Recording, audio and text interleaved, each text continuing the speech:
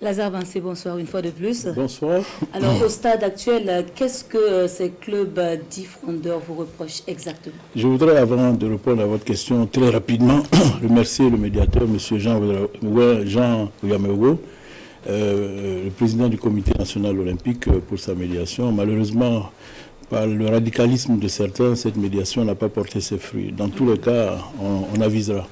Je voudrais aussi, si vous voulez, dire ceci avant de répondre à votre question, c'est juste une observation. Les frondeurs, si vous avez bien remarqué, ont jeté un brûlot avant le match des cadets au mondial en Indonésie. Bis repetita, lorsque les seniors s'apprêtaient à jouer contre la Guinée-Bissau, le même brûlot a été jeté dans l'opinion publique. Nous pensons que c'est une volonté de déstabilisation de notre football par un groupuscule. Je pense que si on aime son pays, on ne peut pas faire ça au moment où les garçons s'engagent sur des matchs importants et décisifs. Et pour résumer tout ça, nous sommes à la veille d'une CAN. C'est irresponsable, à mon avis, de venir avec des préoccupations financières, se cacher derrière des préoccupations financières pour demander la démission d'un président. Je pense que c'est irresponsable. Nous devons, à ce stade-là, nous mobiliser pour amener nos garçons, notre équipe nationale en Côte d'Ivoire. Mais nous donnons le spectacle des gens qui se divisent pour des questions qui n'en valent pas la peine. Voilà. Alors, vous parlez de questions financières, hein, vous faites allusion à ces 25%, oui, qu'on vous reproche d'avoir reversé au niveau donc, du Fonds national. Non. Du fonds, oui, allez-y, du fonds. Du Fonds national. Alors, qu'est-ce qui justement vous a amené à reverser ces sous-là au niveau du fonds, au lieu de reverser ça donc au club? C'est très simple. Au niveau des bourses, la répartition est la suivante. Vous avez 75% pour les clubs, vous avez 25% pour la fédération pour organiser les compétitions de petites catégories. Ce sont des dispositions qui ont été actées en 2017, avant moi, sous l'ancien comité exécutif, avec bien sûr le ministère chargé des sports, les représentants des clubs et la fédération burkinabé de football. Donc, il y a un texte qui régit cette répartition.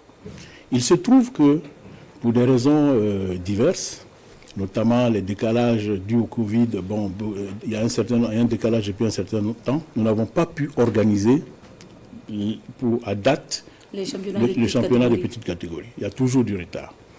Donc nous avons 84 millions qui devaient servir en plus, puisque ça ne suffit pas, il faut que la fédération aussi ajoute sa quote-part pour pouvoir l'organiser. Nous n'avons pas organisé cette compétition. Les règles de finances publiques sont claires.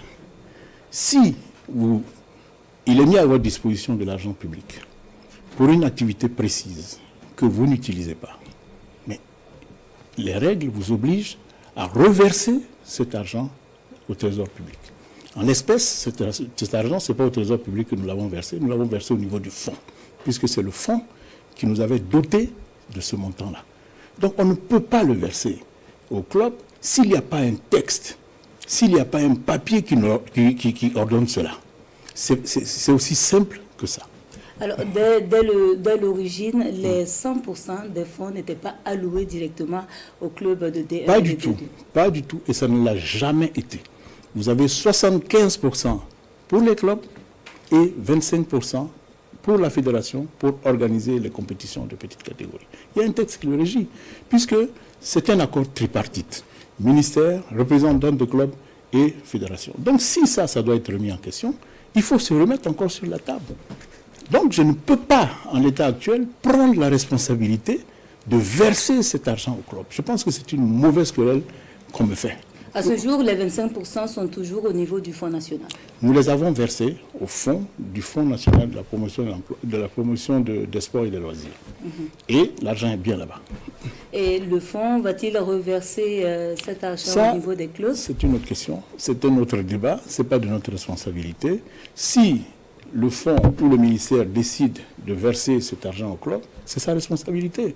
À partir de ce moment-là, nous aurons une base légale pour demander le reversement de cette somme au club.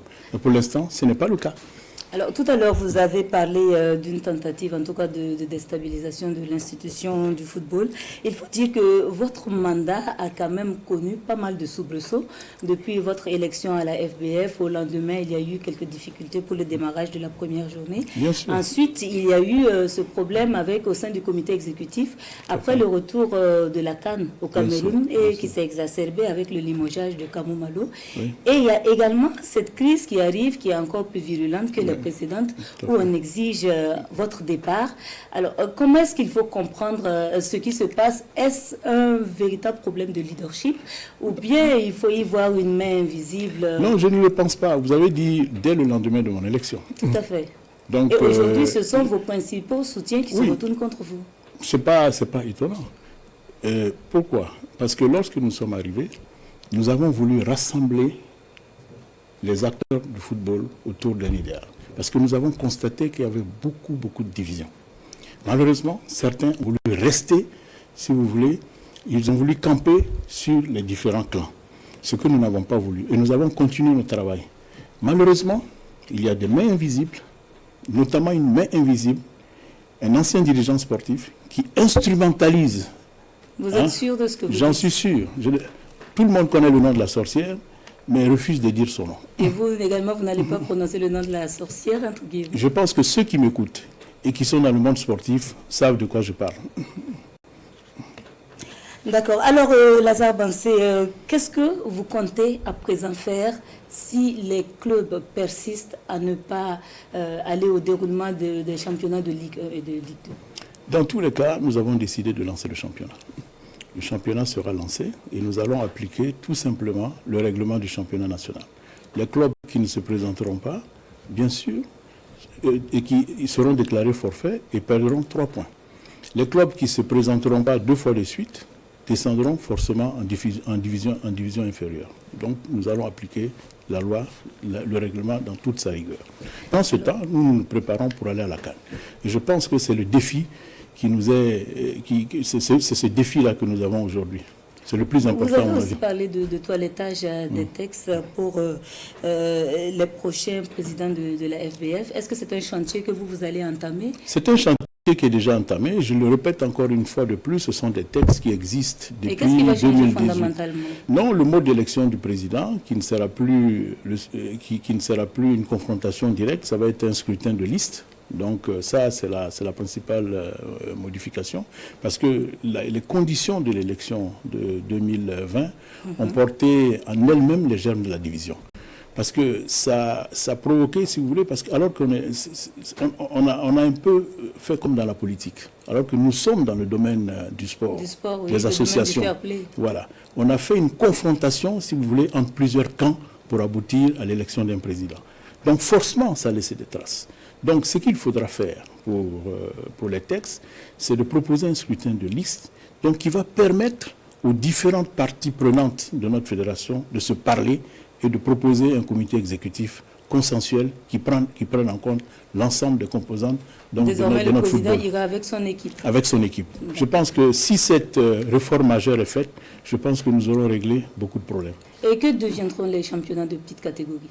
Les championnats de petite catégorie, nous sommes en train de réfléchir à une formule et bien sûr à un autre mode de financement pour pouvoir les faire. Forcément, il faut les faire parce qu'on ne peut pas passer l'impasse on ne peut pas faire l'impasse sur les championnats de petite catégorie parce que la relève est importante et c'est les championnats de petite catégorie qui permettent de préparer les étalons seniors de demain. Donc, forcément, nous sommes obligés de le faire. Et justement, quel sera l'impact de la crise actuelle sur la prochaine CAN à venir? Et je pense que ceux qu'on appelle frondeurs savent ce qu'ils font. Et je l'ai dit tout à l'heure. Pour moi, c'est une volonté de prendre en otage notre CAN et, si vous voulez, de nous mettre en difficulté. Mais comme nous le savons déjà, nous allons prendre toutes les mesures pour mobiliser l'ensemble des composantes de notre peuple derrière les étalons pour aller en Côte d'Ivoire. Du reste, déjà, cette semaine, il y a une mission qui est prévue en Côte d'Ivoire pour aller voir les infrastructures, etc., etc. Donc, nous sommes déjà à la tâche pour la préparation de la CAN. Et c'est ce qui est le plus important pour nous. Et je l'ai dit ce matin à la réunion, nous avons été élus lors d'une assemblée générale régulière. Nous allons poursuivre notre mission. Et notre mission, dans l'immédiat, c'est d'encadrer les étalons pour aller en Côte d'Ivoire, pour pouvoir satisfaire notre peuple et rapporter de bons résultats. Nous partons néanmoins fragilisés avec cette crise. Alors, Monsieur le Président, je m'en voudrais de ne pas vous poser en tout cas cette question sur les étalons, parce que nos matchs ces derniers temps se gagnent à coups de sueur froide. Vous avez l'occasion de jauger en tout cas l'atmosphère avant et après les rencontres. Le public dans l'ensemble n'est pas satisfait du coaching de l'entraîneur qui est là présentement. Jusque-là, on ne vous a pas entendu vous prononcer sur ça. Et vous, est-ce que vous êtes satisfait de ce qui se passe actuellement, des matchs que nos étalons livrent et des résultats? Nous avons fixé les objectifs à l'entraîneur. Le premier objectif que nous avons fixé, et je pense que l'entraîneur l'a bien rempli, c'est la qualification pour la CAN en Côte d'Ivoire. Je pense que ça, c'est fait. Le deuxième objectif que nous avons fixé à l'entraîneur, c'est la qualification au prochain mondial. Et ça, c'est un challenge qui est en cours. Ce que je pense par rapport à l'entraîneur, je crois que pour ce qu'il a déjà fait, à mon avis, moi je peux dire qu'on peut être satisfait de lui. Vous êtes satisfait? Mais, je dis mais, nous sommes obligés de prendre en compte les remarques qui sont faites par le grand public et les amoureux du sport. Évidemment, nous avons eu plusieurs entretiens avec le coach et bien entendu avec le staff, pour voir dans quelle mesure on peut rectifier le tir. Mais je pense qu'il ne faut pas jeter le bébé avec le bain. Voilà, exactement, il ne faut pas. Je pense qu'il a déjà rempli un objectif et on ne change pas un entraîneur à la veille d'une si grande compétition. C'est un homme d'expérience. Je pense que si nous échangeons sur certains sujets, nous pourrons faire les réglages avant d'aller à la CAN. Et je pense que c'est ce que nous avons fait et c'est ce que nous continuerons de faire. Alors, vous avez dit ce matin à la rencontre que vous n'étiez pas attaché à la fonction de président. Est-ce qu'au forceps, vous pourriez être amené à déposer votre démission? Quand j'ai dit que je ne suis pas attaché à la fonction de président de la fédération, c'est pour dire simplement qu'à tout moment, on peut partir. Et que la fonction qu'on occupe à un certain moment n'est pas une finalité. Elle a forcément un début, elle a une fin. C'est ce que j'ai voulu dire. Est-ce que la dangerosité de cette crise, si elle venait à se manifester, pourrait vous amener à démissionner? Pour l'instant, j'ai un mandat qui prend fin dans 8-9 mois. Pour l'instant, j'ai un défi, c'est la CAN en Côte d'Ivoire. C'est ce qui m'intéresse. Lazare Bansé, merci d'être venu sur ce plateau. Restez avec nous pour la suite de cette édition.